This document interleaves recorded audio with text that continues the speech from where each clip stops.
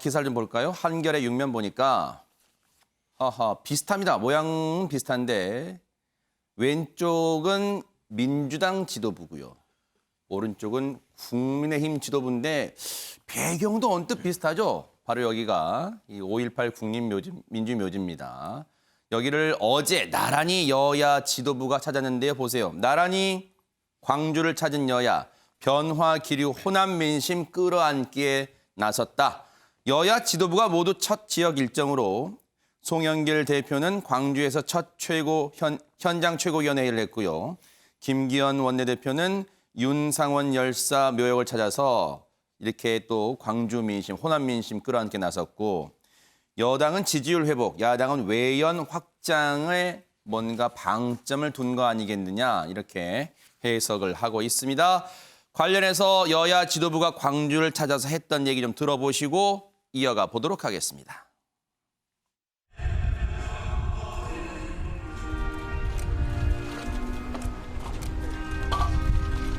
우리 국민들의 삶을 지켜내는 집권 여당다운 유능한 개혁 민주당을 만들겠다는 생각으로 우리 5.18 영령 앞에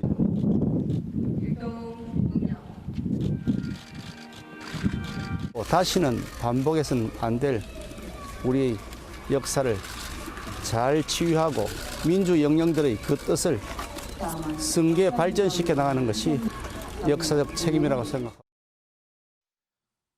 공교롭게도 약속하지는 않았겠습니다만 정미경 의원님, 여야 지도부가 1시간 정도 시차를 두고 5.18 민주묘지를 찾았어요. 광주, 상징성이 분명히 있을 거예요. 왜 광주를 나란히 찾았을까요? 5.18을 앞두고 아마 이제 국민의힘 쪽에서는 5.18 앞두고 언제 갈 것인가 그거를 늘 논의를 하거든요. 근데 마침 이제 새롭게 원내대표가 이제 됐잖아요. 네. 그래서 제가 볼 때는 이 날짜를 택한 것 같아요. 근데 사실 처음부터 맞추지는 않았을 거예요. 그래요? 네. 예. 근데 하다 보면 공교롭게 그 민주당 쪽에서 그날 가신답니다. 이제 보통 그런 정보가 얘기가 나와요. 들어오겠죠. 네네. 예, 그러면 그럼 바꿔야 되냐 마냐 막 이런 논의를 해요. 네. 그러다가 그러면 그냥 뭐 가시죠 뭐 네. 이러고 해서 제가 갔을 것 같아요. 그럼 뭐 안 봐도. 나쁜 일도 아니니까 네. 좋은 일이니까. 네네. 그다음에 우리 송영길 대표도 새롭게 이제 대표가 됐으니까 당연히 저분은 가셔야 되잖아요. 그러니까 한 분은 이제 나 됐으니까 인사하러 마치 집에 가는 기분으로 아마 가셨을 것 같아요. 네네. 예. 근데 이제 핵심은 그거겠죠. 지금 현재 광주와 네. 그다음에 호남 지역의 그 문재인 대통령에 대한 긍정 평가가 굉장히 떨어지고 있습니다. 낮아졌어요? 예, 낮아졌어요. 그러니까 이제 그 부분에서 다시 회복하고 싶은 마음에서 가셨을 것 같고 여러 가지 의미지만 핵심은 그거일 것 같고 네네. 그다음에 김기현 원내대표 입장에서는 네. 이번에 서울을 이겼잖아요. 네. 그러면 이제 그런 마음이 드는 거죠. 와, 우리가 이제 호남에도 잘하겠다. 그래서 이제 전국 정당의 그 득표를 높이겠다. 이런 욕심이 당연히 있지 않겠습니까? 그래서 때마침 딱 맞은 것 같아요. 네. 그래서 여기 제목처럼 외연 확장을 모색한다라고 이제 제목을 단 것 같은데 최민희 의원님, 언론들의 평가를 쭉 보면 그동안 광주 또 넓게는 호남 주요 선거 때마다 전략적 투표를 해왔다 이런 평가가 많아요. 그런데 그 말이 무슨 의미인지 한번 해석해 주시고 광주 호남 민심이 이제 대선 얼마 안 남았습니다. 왜 중요할까요? 한번 해석 좀 부탁드립니다. 우선 전략적 투표라는 건 2016년 총선에서 극명하게 드러났다고 봐요.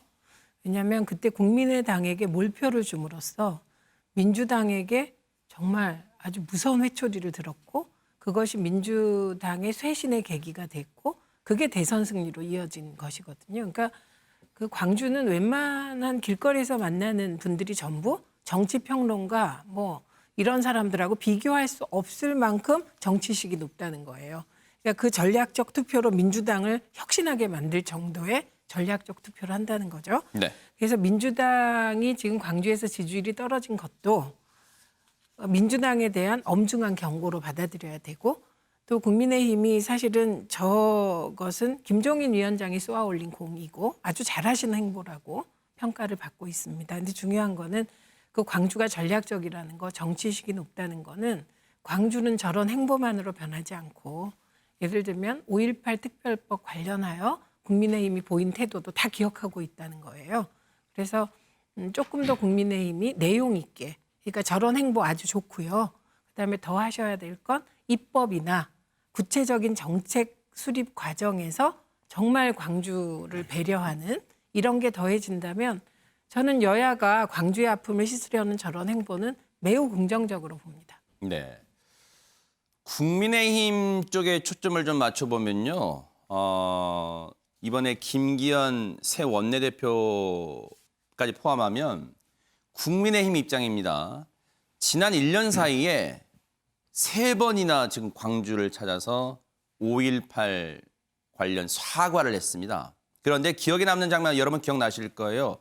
지난해였습니다. 김종인 비상대책위원장이 이른바 무릎 사과도 했고 문인철 평론가님 또 울먹이기도 했어요. 사실 5.18 관련 사과하면서 그때 아마 언론들이 대서특필했던 기억도 납니다만 자 앞서 우리 최민희 의원님이 중요한 말씀해 주신 것 같아요. 이렇게 행보를 5.18 민주주의를 찾고 사과하고 그걸로 광주 호남 민심이 얼어붙은 민심이 풀릴 거다 기대하지는 않을 거란 말이에요. 국민의힘 입장에서도 뭐가 더 보탬이 돼야 될까요? 국민의힘에서 호남 민심을 다 잡을 거라고 그렇게까지는 생각을 하지 않을 겁니다. 근데 1년 사이에 3번 이렇게 사과를 한 것은 1년 전에 무슨 일이 있었죠? 작년 4월에 총선이 있었습니다. 국민의힘이 완전히 대패를 했죠. 근데 그 대패한 이유를 여러 가지 이유가 있겠지만 간단하게 2가지를 살펴보면은 한교안 대표 체제에서 첫 번째는 공천에 실패했습니다. 친박 인사들 상당히 쳐내긴 했지만 개혁적인 인사랄지 그런 것을 찾지 못하고 자기 사람들 위주로 했다는 평가를 받아가지고 유권자들이 많이 실망한 부분이죠. 2번째는 호남 홀대입니다. 질 줄 알아도 질 수 있다고 뻔히 보여도 인재를 찾아가지고 해야 되는데 호남에 거의 공천을 안 했어요. 그때 보면 김무성 전 대표가 강주에 출마하겠다 이렇게 나섰는데도 그조차도 주지 않았습니다. 그런데 호남이 중요한 것은요. 국민의힘한테 중요한 것은 호남 민심을 잡지는 못하더라도 호남을 홀대하거나 호남을 무시하면은 수도권에서 완패를 해버려요. 그 호남 출신들이 상당히 많거든요. 그래서 이분들은 호남 여론하고 똑같이 가지는 않고 상당히 중도적인 성향도 많이 띈 분들이 있습니다. 그런데 국민의힘에서 호남을 홀대하면은 수도권에서 우리 고향을 무시하다니, 우리를 홀대하다니 그렇게 해가지고 멀어지는 경향이 있거든요. 그래서 국민의힘에서는 이렇게 3번 사과하고 계속 가는 것은 정말 전라도에서 어떤 당선을 해야 되겠다, 1등이 되겠다 하는 큰 욕심보다는 이렇게 잘 보듬고 나오고 또 그분들을 이해하는 정치를 해서 또 수도권에서 좀 인정을 받아야겠다는 전략적인 판단이 있는 것 같습니다. 네.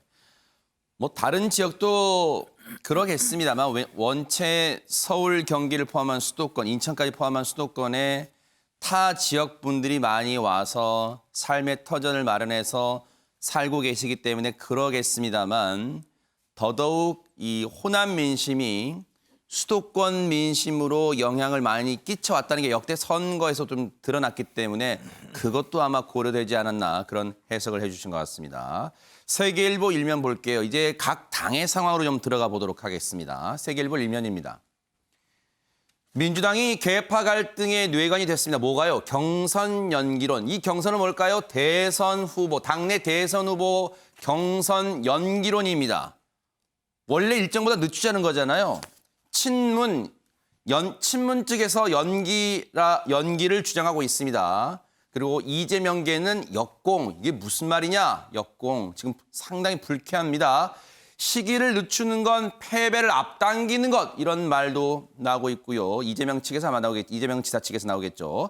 대선 주자별 입장 갈려서 이게 당내 내홍 조짐이 일고 있다. 이렇게 언론들은 대체로 분석을 하고 있습니다. 관련해서 얘기 들어보시고 정성호 의원 측 이재명계로 분류가 되고 있죠. 정성호 의원 민주당 의원입니다. 얘기 들어보시고 이어가 보도록 하겠습니다. 경선 연기를 주장하시는 분들의 주장들이 집권 전략상 미리 사전에 먼저 후보를 뽑아놓고 놓으면은 상처를 입지 않겠냐. 또 야당이 누리는 그런 컨벤션 효과를 누리지 못하지 않겠냐는 주장을 하시는데 거의 근거가 없는 것 같아요. 오히려 여당 후보로서 그 당선된 후보가 여당을 후보 중심으로 바꾸고 여당이 갖고 있는 프리미엄 그 예산 입법이거든요. 그 예산 입법을 통해 갖고 후보의 메시지 또 향후 어떤 공약들을 제시할 수 있는 그런 기회를 포기하기 때문에 저는 그게 뭐 적절치 않은 주장이라고 좀 생각을 하고 있습니다. 특정인을 배제하기 위한 또 다른 후보를 키우기 위한 그런 시간 벌기 아니냐 이런 프레임에 말려 들어갔고 왜 원래 시간표대로 가지 않냐? 이게 이재명 지사 측의 이 역공 또 버럭하는 근거 같아요. 그런데 유영아 교수님, 경선 연기론이 나오는 배경을 좀 따져보면 어떤 게 있을까요? 그러면 경선 연기론이 뭐 지금 전재수 의원이 얘기했다 그러는데 그 전에도 계속 나왔던 얘기입니다. 저건 왜 그러냐면 과거에 이제 노무현 전 대통령이 후보로 뽑혔을 때 그 당시에 노풍이 불면서 20, 30대들이 이제 열광하면서 했을 때 좀 너무 일찍 선출하는 바람에 이후에 뭐 정몽준 후보하고의 후보 단일화, 당내에서의 어떤 견제, 또 외부의 변수도 이러면서 노무현 당시 후보가 너무 힘들지 않았느냐. 그래서 민주당이 또 내분도 일어나고 이러니까 너무 타깃이 되는 기간이 길다. 그렇기 때문에 지금 180일 전에 한 부분을 좀 줄여서 특히 이제 국민의힘 같은 경우는 120일 전에 하니까 그것이 맞지 않느냐. 이런 부분들에 놓은 거예요. 실제로는요. 뭐 일명 저는 타당한 부분이 있다고 생각합니다. 그러나 지금 이제 정성 의원도 얘기했듯이 민주당 당원 당규상에는 9월 8일인가 이제 대선 후보가 뽑히잖아요. 네. 그러면 당권 자체가 실제로 새로운 대선 후보한테 상당 부분 넘어가게 돼 있어요. 대선 후보 중심으로 당이 운영되게 있다는 것이죠. 그래서 정성 의원이 주장하는 것은 본인이 뭐 예결위원장이라서 그런지 모르지만 하여튼 예산 관련, 그제 정기국회에 있으니까 예산 관련 부분에 대해서 뽑힌 대선 후보가 선출된 대선 후보가 관여를 하면서 그 부분에 대해서 여러 가지 여당으로서 프리미엄을 갖고서 새롭게 할 수 있는 부분이 더 많다. 이런 부분들에 놓은 거거든요. 저는 그것도 상당히 타당하다고 봐요. 근데 정치 현실이죠. 간단하게 더 말씀드리면 정치 현실에서 후보들이 합의하지 않는 경선 연기는 될 수가 없어요. 특히 가장 지지율이 높은 이재명 후보에서 이렇게 반발하는 경우에는 전 경선 연기로는 당내의 내분으로 작용하고 강행할 수는 없나? 절대로 안 되죠. 그거는 큰일 나죠. 실제로 이재명 후보가 지금 가장 높은 지지율을 갖고 있는데 특히 그리고 이낙연 후보나 저기 누구죠? 정세균 후보? 아직 후보는 아닙니다. 후보는 아니지만. 이낙연 전 대표나 정세균 전 총리도 제가 알고 있기로는 경선 연기에 대해서 찬성하고 있지 않아요. 특히 이 날짜는 9월 8일은 이낙연 전 대표가 제가 알기로는 대표 시절에 합의한 날짜로 알고 있거든요. 물론 다른 후보가 얘기할 수도 있겠지만 아직 뭐 가시로 나온 사람도 없고 그리고 3명 후보들이 일단은 합의를 해야 되는 거예요. 3명 출마 잠룡들이 합의는 전혀 그분들은 얘기를 안 하고 있지 않단 말이죠. 그래서 저는 전재수 의원이 좀 제가 보기엔 좀 섣불리 꺼내는 의견이 아니냐. 네. 그리고 이런 얘기를 하려면요 정치인데 뒤로 다 얘기를 해야죠. 후보들한테 미리 뒤에서 상의를 하고 설득을 받아서 얘기를 해야 되는 것이지 저렇게 불쑥하면 이재명 측에서는 우리를 공격하는구나 이렇게 생각할 수밖에 없다 생각합니다. 아하. 조금 더 세밀하게 경선 연기를 주장하는 측의 내용을 좀 들여다볼게요. 저쪽으로 한번 기사를 가보겠습니다. 세계일보 기사인데 저 보세요. 경선을 연기하자고 주장하시는 분들의 얘기는 국민의힘 후보 선출이 대선 120일 전인데 그렇게 되면 11월이 됩니다. 11월. 굳이 민주당이 선거 180일 전에 즉 9월에 후보를 확정해서 일찍 공격에 노출시킬 필요가 없다면서 연기론의 명분을 내세웠다. 정미경 의원님 이게 쉽게 말하면 왜 우리가 먼저 카드를 내보이냐. 다른 저쪽이랑 카드 내보이는 시기를 맞추든가 왜 우리 패를 먼저 보여? 뭐 이런 건가요?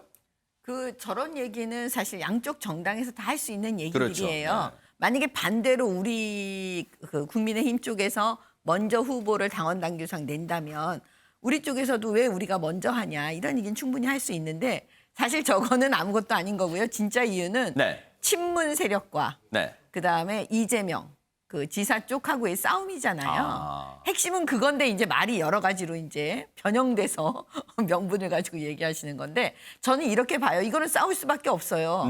권력 투쟁의 아주 기본이에요. 다 자기 서름에 우는 거거든요. 그래서 이거를 정리하실 분은 저는 대한민국에 딱 한 분밖에 누굴까요? 없다고 생각해요. 문재인 대통령이 그래요? 네, 결국은 물속에서 문재인 대통령이 결정을 하셔야 될 겁니다. 네. 친문 세력을 향해서 과연 이거를 어떻게 할 것인지, 이재명 지사 측을 인정할 것인지 네. 말 것인지, 하하. 네, 이것이 저는 핵심이라고 봅니다. 네.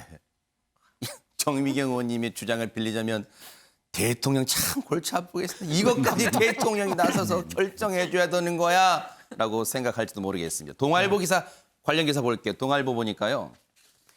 대항마를 찾는 친문 경선 2달 연기하자. 즉 11월에 뽑자. 우리도 국민의힘처럼. 그런데 이재명 지사 측에서는 야, 이 표현을 보세요. 이건 어떤 억양을 넣어서 읽어야 되나요? 10달을 미뤄봐라. 야, 이거 자신감인가요? 친문 11월로 대선 경선 연기론. 코로나 컨벤션 효과. 컨벤션 전당대회 즉 후보를 뽑는 전당대회 효과가 딱 있다는 거죠. 검증 이걸 명분으로 내세웠습니다. 시간 벌기 지적에는 그건 아니다. 손살에 치고 있고요. 당내에서는요. 관건은 김경수 등판 여부다. 이 내용도 짚어보도록 하겠습니다. 일단 최민희 의원님 제목만 놓고 보면 경선을 연기하는 것에 대해서 발끈하면서도 제목만 놓고 보면 자신감이 있는 것처럼 느껴집니다. 10달 미뤄봐라. 대세 안 바뀌나 뭐 그런 겁니까? 지금으로서는 그런 말을 할 수 있죠. 그런데 대세가 형성됐다고 보긴 힘들어요. 왜냐하면 지지율이 적어도 40% 이렇게 돼야 대세로 보거든요. 근데 지금은 25에서 30 사이 뭐 이렇게 왔다 갔다 하기 때문에 대세로 보긴 어렵고 저는 그냥 말을 주고받는 거라고 생각해요. 그런데 중요한 거는 네. 그 대통령 지지율과 민주당 지지율에 따라 친문 세력이 지금 새로운 후보를 찾는다는 것, 저 행동이 이루어질 것인가, 가능한 것인가가 결정되는 거거든요. 그러니까 지금 상황에서 저는 김경수 지사가 등판한다는 저 가능성이 좀 낮다고 보고, 그래서 2달 경선 연기한다고 친문 쪽에서 정말 세특한 후보를 찾을 수 있을 것 같지는 않습니다. 그리고 지금 나온 후보들, 그리고 예정돼 있는 이광재 지사라든지 임종석 전 비서실장이라든지 추미애 장관이라든지 이런 분들이 나오는 것이고요. 그리고 저게 어떻게 보면 2달 연기하나 안 하나 대세에는 지장이 없어 보입니다. 그러니까 될 사람은 지금 해도 되고 2달 뒤에 해도 되는 겁니다.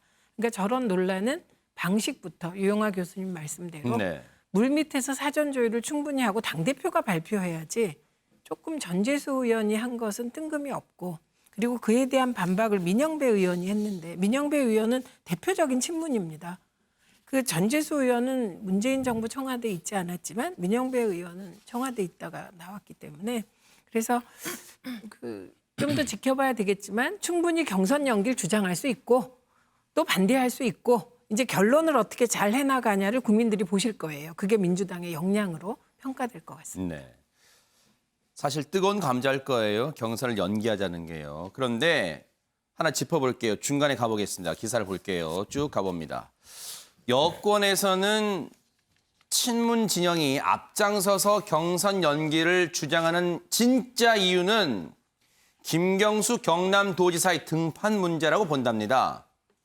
현재 뚜렷한 자체 후보가 없는 친문 진영은 6월경으로 예상되는 김 지사의 대법원 판결, 이때 대법원 판결이 있군요.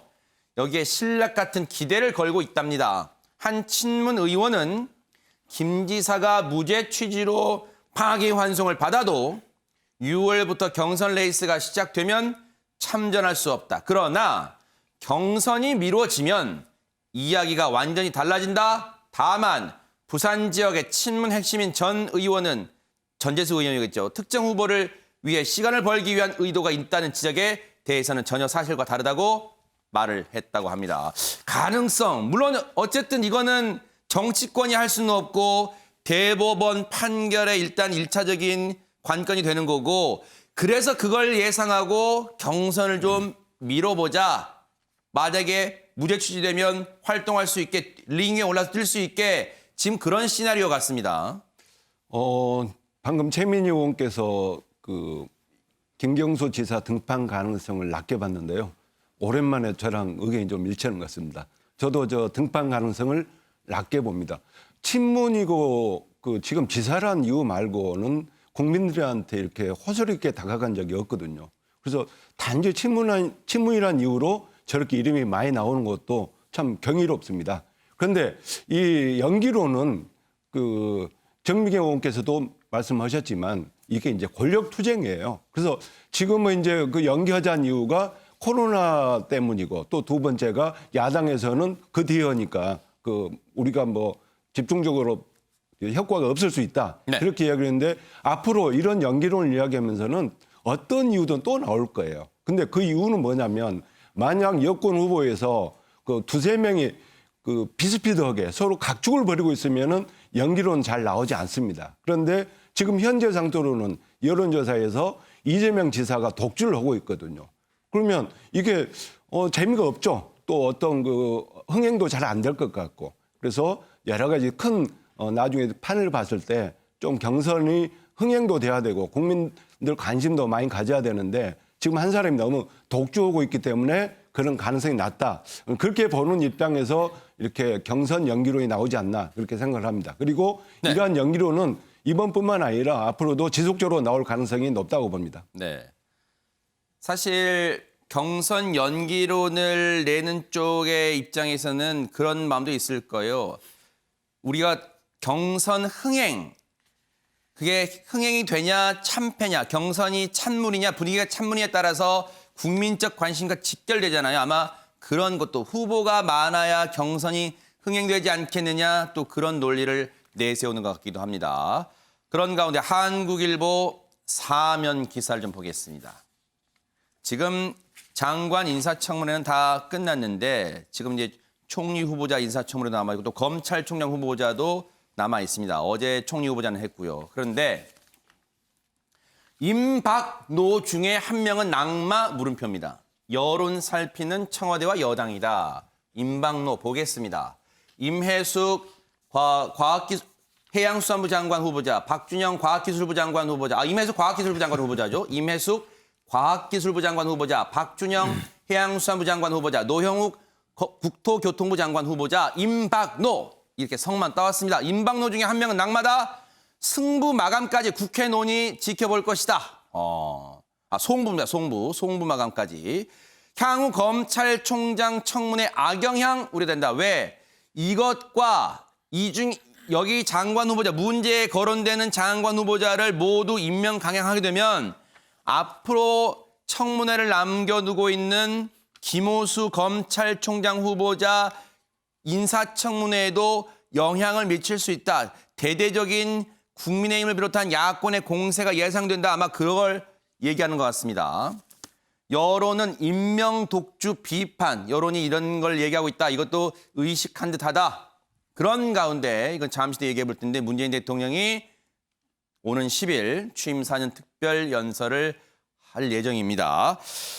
유영하 교수님, 네. 장관 후보자 임명 놓고도 일단 고민이 깊어지는 것 같습니다. 이거를 다 하자니 송영길 대표도 그런 얘기했고 뭔가 국민의 민심과 괴리되는 부분은 좀 살펴보겠다 했단 말이에요. 고민될 것 같습니다. 환경이 보궐선거 패배 이후에 첫 내각인데 발표한 그러면서 좀 뭔가 좀 바뀌는 변화라든가 시신이라든가 좀 안정이라든가 이런 부분이 있어야 되는데 이 장관 후보자들이 주르르 저런 의혹 문제가 터져버린 거죠. 근데 이제 한국일보에서는 3명을 얘기했는데 야당에서 지금 3사람을 얘기한 노영욱 장관 후보자는 국민들이 다 봤겠지만은 제가 봤을 때도 크게 문제가 있는 것 같지는 않아요. 그 당시에 특공했던 것이고 관사 살았던 것이고 그것을 이제 야당에서 좀 뭐 관사 게이트다 이렇게 얘기한 것뿐이고. 근데 이제 박준영 후보자하고 임혜숙 후보자는 실제 여론이 저도 주변에 들어보니까 안 좋아요. 특히 박준영 후보자는 배우자 네. 도자기를 이제 1000점인가 이렇게 가져왔다는 거 아니에요. 참 상식적으로 이해하기 힘든 부분에 있는 것이고 또 직무 연관성까지 얘기하는 사람도 있고요.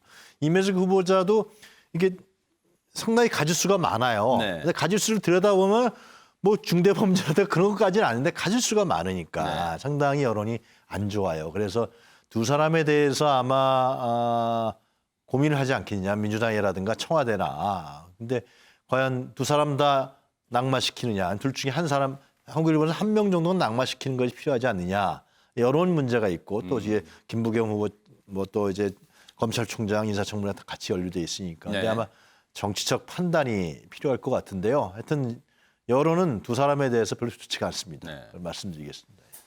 그 동아일보 기사 보니까 아마 마저 보고 최민희 의원님께 질문 좀 드려볼게요. 동아일보 기사 관련 기사 좀 보여주십시오. 10일 날, 오늘이 8일이니까 이제 모레입니다. 월요일이겠죠. 취임 넋돌 회견. 문재인 대통령이 주말에 오늘과 내일 사이에 임박 노에 대해서 숙고의 시간을 가질 것이다. 이렇게 제목을 달고 있습니다. 청문 보고서 채택 시한도 10일입니다. 공교롭습니다. 청와대 당의 의견 듣고 순리대로 판단하겠다. 일부에서는 급히 결론을 낸 문제는 아니다. 그런데 최민희 의원이 이게 의무적으로 민주당이 참고하지는 않겠습니다만 그동안 정치권에서는 이른바 정의당의 데스노트 그런 얘기를 많이 했잖아요. 정의당에서는 임혜숙 과학기술부 장관 후보자, 박준영 해양수산부 장관 후보자에 대해서는 이른바 데스노트에 이름을 올렸다는 것도 부담스럽다. 이렇게 제목을 달고 있는데 실제 당의 분위기는 어떻습니까? 우선 정권 말기잖아요. 그래서 인사 문제에 있어서 청와대는 아마도 민주당의 의견을 존중할 것 같습니다. 그러니까 송영길 대표의 의견이 중요하다는 얘기이고요. 저는 노영욱 후보를 저렇게 올리는 건 안 맞는 것 같아요. 면밀히 검토해 보면 특히 배우자 절도권은 저런 문제가 어떻게 청문회에서 나왔을까? 저 굉장히 빼기 힘든 개인정보거든요. 그리고 그 내용도 사실 이렇게 문제 삼을 내용이 아닙니다. 들여다보면. 그래서 노영욱 후보자는 빼야 될 것 같고 임혜숙, 박준영 두 후보자의 문제는 정말 저로서는 어떤 문제인지도 모를. 예를 들면 도자기 같은 거는 일반 사람은 별로 무슨 문제인지도 사실 모르겠습니다. 그래서 이 부분은 아마도 송영길 대표와 지도부가 입장을 전달하면 청와대는 최대한 존중할 것 같습니다. 네. 그 도자기 의혹을 모르시겠다는 게 내용을 모르시겠다는 건지 아니면 이게 왜 논란이 됐는지를 모르시겠다는지 그런 의미입니까? 논란될 만한데 그 네. 내용 자체가 일반 사람들 입장에서 이해가 잘 안 가는 얘기 그래요? 같아요. 네, 정민경 의원님 1분만 드릴게요. 네. 그 상식적인 그냥 관점에서 보면요. 분명히 청와대 내부의 그 인사 검증에서 저런 부분이 어느 정도는 나왔을 거거든요. 근데 그런 걸 지금 무시하고 이분들이 지금 후보자가 돼서 이제 청문회 과정 속에서 우리가 다 알게 된 거잖아요. 일단 그거 하나가 문제가 제기되고 두 번째는 뭐냐면 그 밀수 부분은 지금까지 청문회 하면서 처음 나왔던 것 같아요. 그래서 너무 좀 약간 황당하다 이런 생각이 지금 들고 있고요. 그다음에 문재인 대통령께서 항상 이런 말씀을 하셨어요. 뭐냐면 청문회 과정에서 많이 시달린 사람이 일을 잘한다.